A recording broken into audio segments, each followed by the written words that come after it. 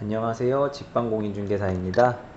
오늘 피터팬 카페에서 부동산 거래와 관련해서 문의 남긴 사람들 중에 일부를 뽑아서 영상을 촬영하려고 합니다.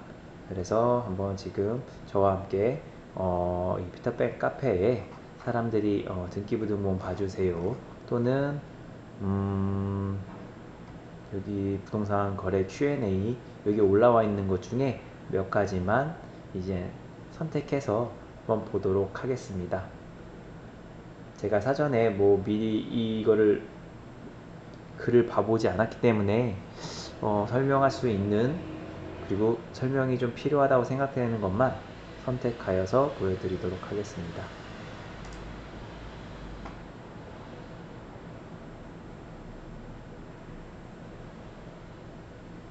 등기부등본이나 안전도 받으려요? 이게 뭔 말이야? 누가 받는다는 건가? 계약하시고자 하는 집 등기부등본 분석이랑 계약 시주에 대한 팁을 알려드리려는 콘텐츠를 제공하고 뭐야 이거 광고네. 그 다음 거 내일 가계약하려고 하는데 등기부등본 한번 봐주세요. 등기부등본이 잘 보여야 될 텐데 잘 보이네요. 기간이 촉박해서 집은 사진으로만 보고 내일 보러 가는데 일단 조건이나 위치, 컨디션은 좋은 것 같아 등기부등본 먼저 떼봤는데 괜찮나요? 먼저 등기부등본을 떼보실 수 있을 정도면은 네, 거래의 기본은 되신 것 같네요. 저는 괜찮은 것 같은데 아직 공부 중이라 놓친 부분이 있나 싶어 여쭤봅니다. 참고로 이 건물층의 총 3호, 3개 호수가 모두 같은 소유자분이시고 등기부등본 첨부된 것과 같은 상태입니다. 건물층의 3호? 세 개의 가구가 있는데 모두 같은 소유자라는 뜻인 것 같네요. 나머지는 다른 소유자라는 뜻인가? 집합 건물이겠네요. 그러면 자 한번 보겠습니다. 뭐 이거 다 가렸고 근린생활시설 및 다세대주택 집합 건물 맞나 보네요. 토지는 이러고 지금 전유 부분이 20제곱미터면 3, 6, 18, 한 6평 정도 되겠네요. 대지 지분은 4평 정도. 이 면적 대비 대지 지분은 높네요. 소유자는 공동 소유로 돼 있고 민간 임대주택 사업자네요. 이제 나중에 이거 전세 같은 거 드실 때 이게 보증보험 가입하실 수 있겠네요. 이게 다네요. 네. 이 집 아주 깨끗합니다. 현재 살고 계신 분이 있는지 없는지만 확인해 보시면 네, 문제될 거 없습니다. 당연히 공실이겠죠. 공실이니까 물건 내놨을 테니까. 그래서 현장을 한번 보시고 둘러보신 다음에 계약하시면 될 것 같습니다. 단 지금 전세 계약을 하는 건지 월세 계약을 하는 건지 제가 못 본 것 같은데 월세 계약이면은 큰 문제는 없어 보이고 전세 계약이시라면은 요 다세대 이 하나의 호수의 시세를 주변 부동산을 돌아다니면서 파악을 해보세요. 이 물건을 소개해준 부동산이 아니라 다른 부동산에 요런 물건을 시세 비슷한 물건의 시세 비슷한 연식 비슷한 방향 비슷한 지역 요런 데 있는 부동산을 몇 개 돌아보시면은 이게 비싼 시세인지 아닌지 확인이 가능하거든요. 그러니까 전세인 경우에는 좀 시세를 좀 파악하는 그런 노력을 조금 기울이시면 문제될 게 없어 보입니다. 그 다음에 재계약하려고 등기부등본 뗐는데 압류가 있어요. 유유 5% 증액으로 전세 재계약하기로 했는데 계약갱 신청국을 쓰셨나 보네요. 21년에 압류가 생겼네요. 압류 체납증과 T 네 이거 국세 안 내셨네요. 2020년에 계약했습니다. 부동산에서는 이전 계약 연장으로 우선순위 유지하고 5% 금액에 대해서만 새로 계약해서 특이하게 기한 내 압류 말소 조건을 걸기로 했는데 이렇게 하면 괜찮을까요? 네, 압류 말소 조건이면 큰 문제될 거 없습니다. 그리고 이미 기존의 전세 계약을 하셨었기 때문에 이미 그 대항력은 그때 날짜로 이미 갖추고 계시니까 요 세금이 이 세금으로 인해서 세입자분에게 어떤 피해가 올 수 있을 것 같지는 않네요. 단 이 5%에 해당하는 증액 부분에 대해서는 만약에 이게 압류 국세가 이게 처리가 되지 않을 경우에는 이 5% 증액한 부분에 대해서는 이 압류보다 후순위로 채권을 보전을 받을 수 있습니다. 그거만 참고하시면 됩니다. 근데 이 5%가 보증금이 얼마나 되는지는 잘 모르겠는데 금액이 크시면 네, 요거를 이 압류 금액이 이제 걱정이 되시면 이 압류 금액이 얼마인지 네, 세입자도 이해관계인이기 때문에 확인하실 수가 있는 걸로 제가 알고 있습니다. 그래서 한번 확인해 보는 것도 나쁘지 않을 것 같고요. 그리고 말소 조건으로 계약하시면은 제가 봤을 때는 큰 문제는 없을 것 같습니다. 저 같으면 계약 안 합니다. 좀 이해가 좀 안 가네요. 저 같으면 계약 안 합니다. 아니 확인을 해보고 계약을 안 한다고 하셔야 되는데 무조건 압류가 있다고 계약을 안 합니다는. 네, 그 다음에 다른 거 한번 보겠습니다. 건물 내역에 글린인 거 맞죠?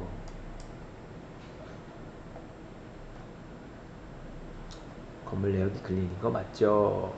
철근 콘크리트 구조 평기지붕 단독주택 다중주택 근린생활시설. 이거 같은 경우는 다중주택 근린생활시설이면 우리가 일반적으로 아는 상가주택입니다. 건물 내역이 근린생활시설은 전세자금 대출이 안 나오는 거 맞나요? 가능하다고 해서 받았는데 혹시 은행 가면 확인해 주나요?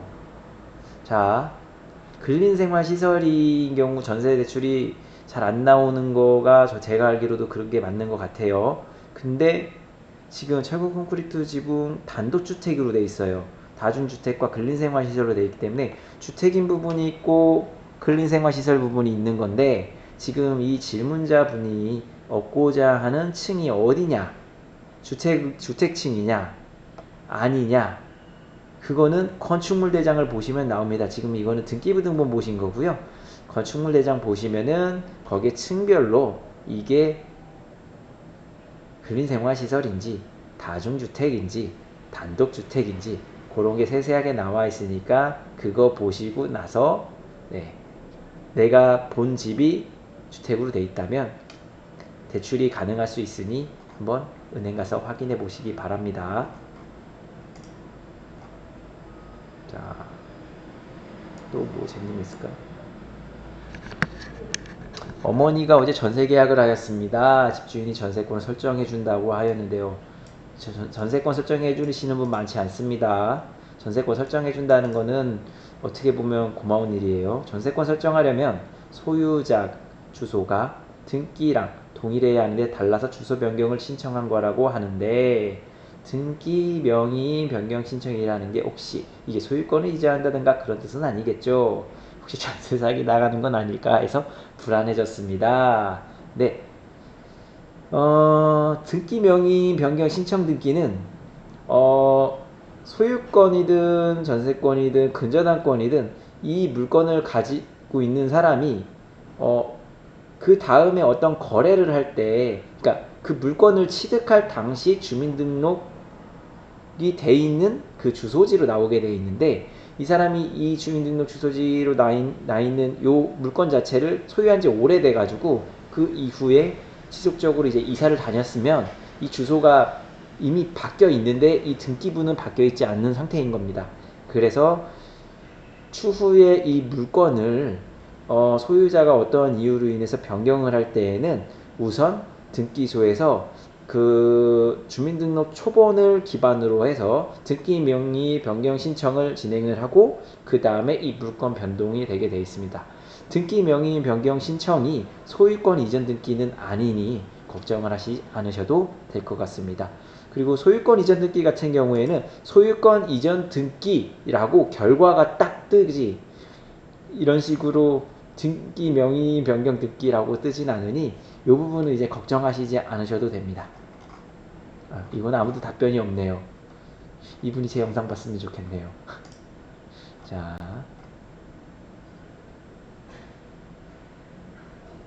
이제 좀 재밌는 거 있으려 한번 봐야 되는데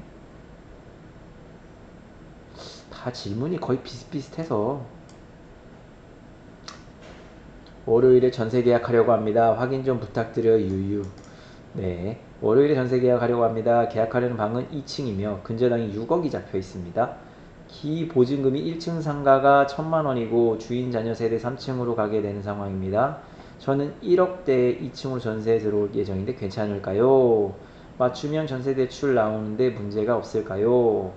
3층에 계시던 분이 전세 대출을 받아서 들어와서 살았었다고 전세 대출 받는데 문제가 없을 거라고 부동산에서 그러는데 혹시나 해서요. 어, 크게 제가 읽었을 때 뭔가 큰 그 걱정이 될 만한 거는 보이진 않는데, 어, 지금 말씀하신 정보가 다 사실이라는 전제 하에, 그러면 제가 필요한 정보를 더 말씀드리면, 근저당이 6억이고요.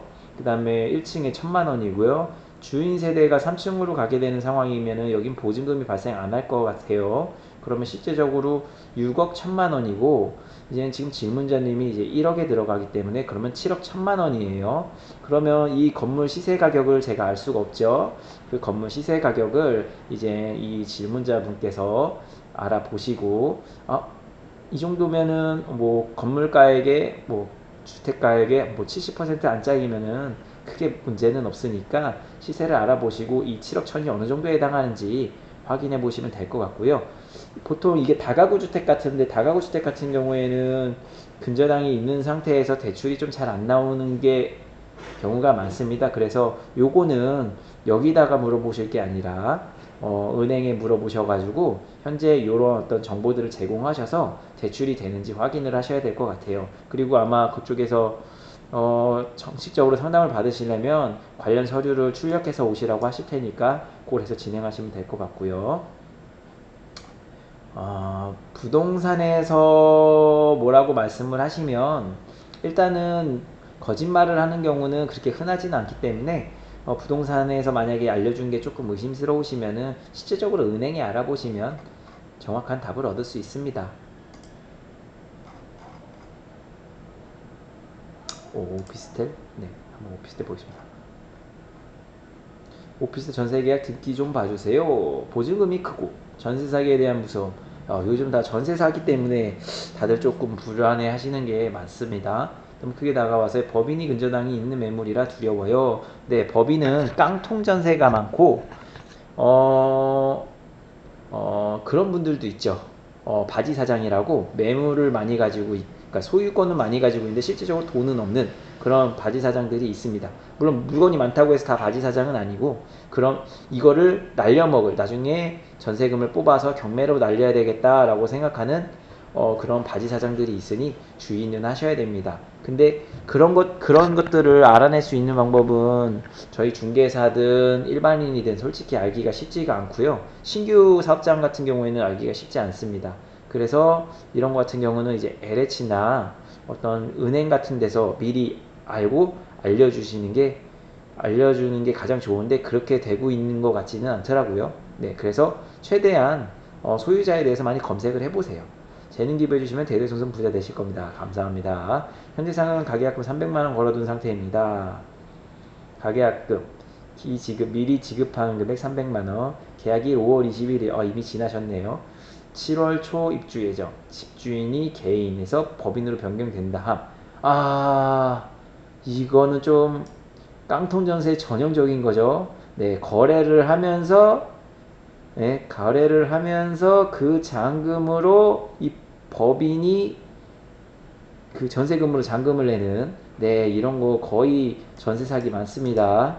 이분 거래되는지 모르겠지만 근저당권 1억 2천이 잡혀 있습니다. 전세값으로 충당할 것 같네요. 네, 이거 갚으면서 법인으로 넘기는 것 같네요. 중개사에게 보증보험 가입되는 매물을 소개해달라 해서 받았는데 주거용 오피스텔인 경우에 전세보증 가입이 된다는데 등기에는 업무시설이라 명시되어 있는 것도 찝찝하네요. 네, 업무시설이면은 안 될 확률이 높습니다. 오피스텔이라고 돼 있어야 가능합니다. 가계약 당시 문자로 주고받은 계약 조건입니다. 전입신고 및 확정일자 가능한 주거용 오피스텔이다. 본호실은 매매 진행 중으로 매수인과 계약이다. 매수인은 전세잔금일의 소유권 이전 접수증, 매매잔금 영수증 임차인에게 제출하기로 한다. 왜냐면 실제로 소유자인지 아닌지 확인시켜 주겠다는 건데 뭐 이건 당연한 거예요. 근데 요게 좀 걸리네요. 매매 진행 중으로 전세잔금일 날에 전세자금을 받아서 임대인은 현 등기부사 근저당권 전액 말소하고 말소 접수증을 임차인에게 제시하기로 한다. 설정하기로 한다. 임대인은 임차인의 전세 대출에 동의 협조하기로 한다. 임대인은 임차인의 전세 보증 가입에 대한 필요한 서류 제출에 협조해주기로 한다. 협조해준다는 말은 좀 약한 듯해서 전세 보증 보험 가입에 불가할 경우 계약에 제한다고 해도 될까? 네, 이거 요청하셔도 됩니다. 단 이미 가계약금을 지급을 하셨으면 안 해줄 수 있습니다. 애완동물 사육, 흡연, 벽지 외송 금지 이렇게 적어놓으셨네요. 한명만은 이체, 계약금은 위약금이자 해약금입니다. 일단 지금 대출 나올지 안 나올지 일단 업무시설로 돼 있다고 하셨으니까 말씀드리겠는데, 업무시설 같은 경우는 주거용으로 대출이 안 날 확률이 굉장히 높고, 그리고 지금 추후에 뭐 보증보험 가입에 필요한 서류를 제가 협조해 주기로 한다, 이거 쓰기 전에, 돈을 넣기 전에 얘를 벌써 바꿔달라고 얘기를 했어야 됩니다. 돈을 이미 넣은 상태라면은 이 문구 안 바꿔줍니다. 예, 임대인이 부동산에서 바꿔주려고 해도 임대인이 안 바꾼다고 분명히 날뛸 겁니다. 그러면은 이거는 조금 어려울 수 있습니다. 등기부등본 뭐 아까 뭐 융자 있다는 그 얘기일 것 같고요. 이렇게 법인으로 넘어가는 물건, 개인에서 법인으로 넘어가는 물건은 이 개인이 이 물건이 팔리지가 않기 때문에 이거를 팔기 위해 법인이나 특정 개인에게 수수료를 주면서 파는 경우가 있습니다. 예를 들어 1억이다. 근데 이게 시세가 좀 높지가 않아서 잘 안 팔린다. 그런 경우 1억짜리를 바지사장 같은 법인이든 개인이든 그런 사람들한테 1억에 팝니다. 그러면서 수수료 한 1,000만 원 주죠. 네, 그렇게 하면서 파는 경우가 있습니다. 그래서 문제가 될 수 있으니 이런 거래 방식들은 좀 조심하시는 게, 그렇다고 모든 이런 거래가 문제가 있는 거는 아닌데 요즘 그런 형태로 사기들이 많이 일어나고 있으니 많이들 조심하시기 바랍니다. 일단 요만큼만 촬영을 하고 다음번에 또 카페를 돌아다니면서 정보를 찾아서 설명해 줄 수 있는 그런 시간이 되도록 하겠습니다. 만약에 이런 거를 제가 설명을 해드릴 게 뭐 필요하신 분 있으시면 이렇게 피터팬에 글을 남겨주시면 제가 또 이렇게 영상을 찍어서 올려드리도록 하겠습니다. 감사합니다.